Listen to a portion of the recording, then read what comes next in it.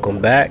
This is Cape Town, South Africa, a city with an American twist, and I'm gonna get more in detail in that. But I came to Cape Town to revisit friends. One of my friends have a birthday, so I'm gonna surprise her, take her out. But let's get into the American twist part about visiting South Africa. And if you haven't already, I would recommend you come and visit South Africa. It doesn't matter what city you go to, Cape Town, Johannesburg, Durban, or any other city. My favorite as of now is Cape Town. This is about my, I don't know, fourth time, I think, visiting Cape Town.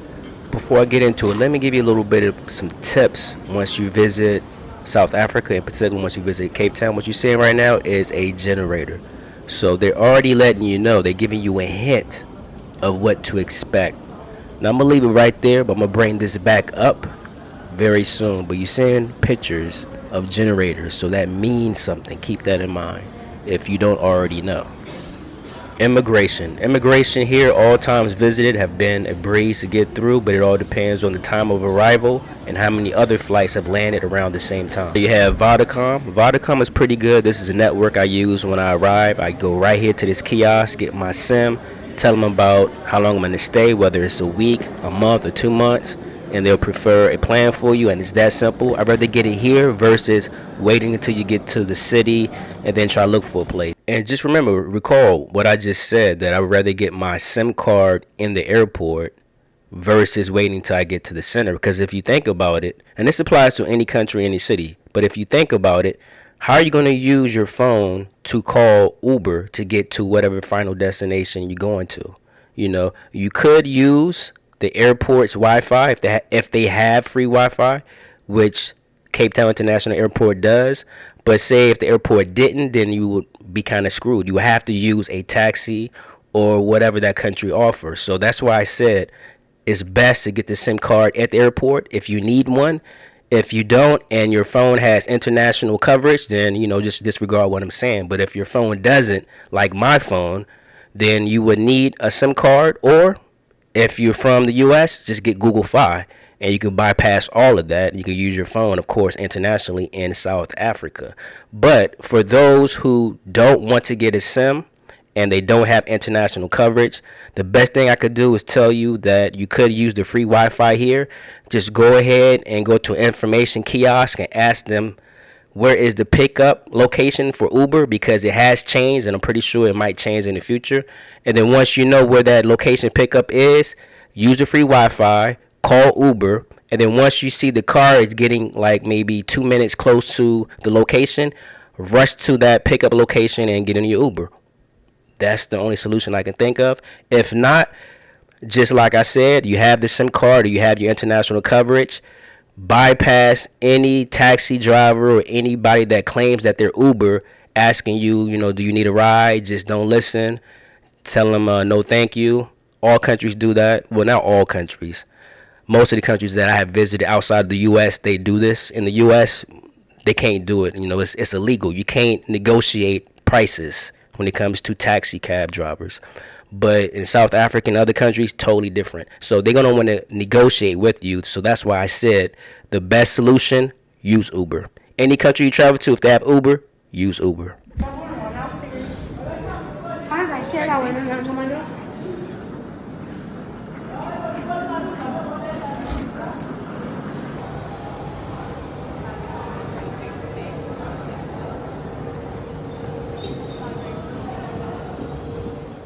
Mind you, I'm coming from Morocco, and there's no straight flights from Morocco to Cape Town, so I had to go to London, and then from London to Cape Town. So I arrived here at nighttime, just in time for load shedding. I'll get into load shedding a little bit in a few minutes.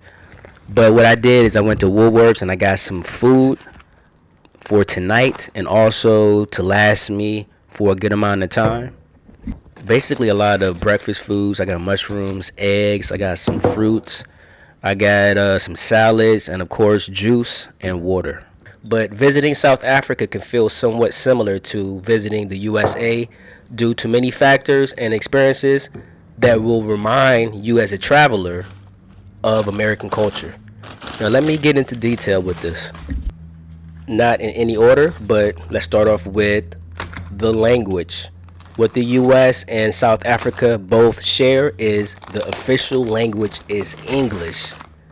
Therefore, it makes it easier for English speaking travelers who come from different parts of the world that the main language is English. Coming here, you're not going to have any type of problems communicating with people.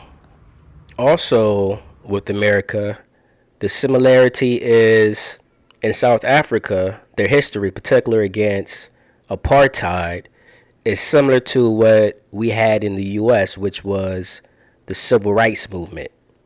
I think apartheid started in 1948 here in South Africa, and it ended in the early 90s, maybe 92, if I'm not mistaken. So that's a little bit over 30 years of being oppressed in apartheid. And something else that we both share is selling this bullshit type of oil. This oil right here, I don't know if you can see it, but this is soybean oil. And this is one of the most worst cooking oils you can buy besides vegetable oil. If you can buy something much better, buy like olive oil if you can afford it, or buy grapeseed oil or avocado oil if you can afford it. And not just that, they're just more all around healthier for you if you're into health and fitness like myself. Now, if you're in Asia, of course, soybean oil is going to be very popular, but the way they process the soybean oil is way totally different than I'm pretty sure that they do here and also in the US. But I have a question. If you're South African or just African in general from the continent, I thought palm oil is very popular in the continent. I haven't seen that as of yet. But yeah, don't cook with this oil. And also, you may not know that if you go to any type of restaurant, I'm 100% guaranteed sure that they use the cheapest oil as possible, which is going to be your vegetable oil or your soybean oil, because you're not going to use expensive oils like olive oil to fry your French fries. So just keep that in mind when you're eating out a lot.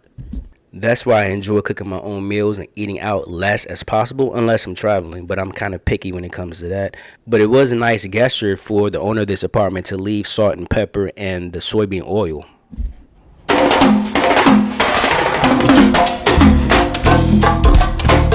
If you've never been to South Africa before, or if you have, you know what I'm talking about, but you're probably thinking, if you haven't visited before, like, what's going on? What the hell is going on? What is this countdown for? Well, this countdown is for load shedding. So this is my pre-load shedding diaries. I'm getting ready to go out, but before I go out, I want to make sure everything is clean. I got everything charged and everything is where it needs to be, because I want to have power for a couple of hours. So this is load shedding. Load shedding basically is planned power outages. I didn't forget, I was going to bring this clip right here back up to just let you know that if you're renting an Airbnb, an apartment, or you get some type of hotel, just read on their site if they have a backup generator or not. If they do, then you don't have to worry about load shedding. But if they don't, then you're going to be like myself. You're going to be stuck in the load shedding phase. Now, once you come, you can download some apps. There's, I think, 2 different types of apps that you can choose to download, and it's going to let you know the time load shedding starts and ends, and it can last from 2 hours all the way up to 10 hours. So be aware of that. Once you're looking for a place to stay, see if it says backup generator. If you don't see anything that says that, that means they have no generator. So you're going to be stuck like myself, and you're going to be charging all your cell phones and your laptops, any kind of electronic device you have, you're going to be charging that up. And also, you're going to be in the dark, especially if it's at night. So you got to prepare for that once you come to South Africa. And this could happen to any other country, especially countries with millions of people, and especially countries with millions of people and the people that live in lower income housing tap into the major power lines of that city in that country. They can experience the same thing that South Africa has been experiencing for years. Hopefully this gets fixed. Now back to the similarities. Something also that South Africa shares that the US has also is cultural diversity. South Africa is the only country I visited in Africa so far that there's more than one type of people, meaning that, of course, you have black African people here, you have white people here, you have Asian people here. So it reminds me of the multicultural aspects of the U.S. Coming from Morocco, it wasn't as much diversity in Morocco as it is here in South Africa. When I visited Cape Verde, most of the people in Cape Verde was Cape Verdans.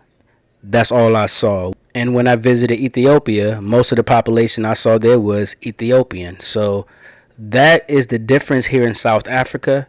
It's very diverse compared to other African countries.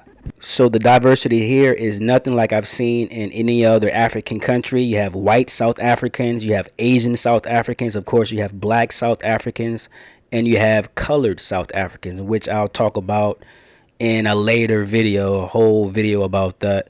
But yeah, it's totally diverse here. Next would be that South Africa is very modern, like a Western country. Like you would think you probably in Europe.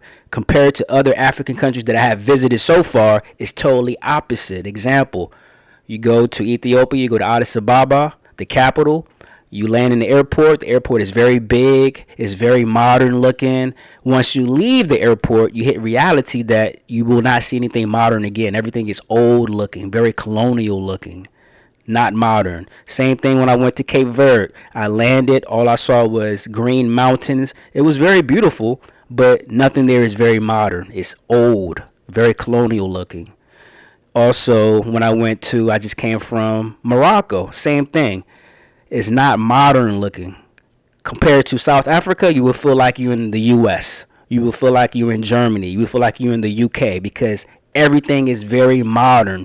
The infrastructure is very modern. It's not colonial looking. It's not old. So that's the difference between South Africa and other African countries that I have visited so far. Even in South America, like I've been to Brazil, Guyana, Colombia. What else I'm missing? So far, those are the countries I visited in South America. All the countries I visited in South America does not compare to the infrastructure that's in South Africa. It's no comparison whatsoever. South Africa is very modern. All the countries so far that I visited in South America is very old looking, very colonial looking. You can't compare the two. It's like night and day. It's not the same. So that's what the US and South Africa have in common. Is very modern. So if you're used to that, meaning that good infrastructure, nice highways, nice roads, very modern, you're going to like South Africa. Now, there are parts of, I'm speaking of Cape Town, because Cape Town is the only city I have visited so far, that, it looks kind of like dodgy, looks kind of bad, or, maybe kind of like fucked up looking a little bit. But all countries have that. But I'm just saying the majority of the city of Cape Town is very modern. From traveling to different continents and different countries, what I've noticed is that there is no such thing as a perfect country. Each country have their ups and downs, have their pros and cons. But believe it or not, if I was given only 3 choices of a country to live in, one of those countries would be South Africa. In particular, it would be Cape Town. And you might be wondering, why Cape Town? Why not Johannesburg or Durban? Well, I do plan in the future visiting those places, but usually how it goes, I've noticed traveling also, is when you go to a particular city for the first time in that country, usually that city becomes your favorite city for whatever reason. And that's what has happened to me from visiting Cape Town. What I'm doing now is what I mentioned in the beginning of the video of taking my friend out for her birthday to get something to eat. So not only in this video did you get the explanation of South African city with an American twist, but you also got some tips if you do plan to visit South Africa. But until then, peace out.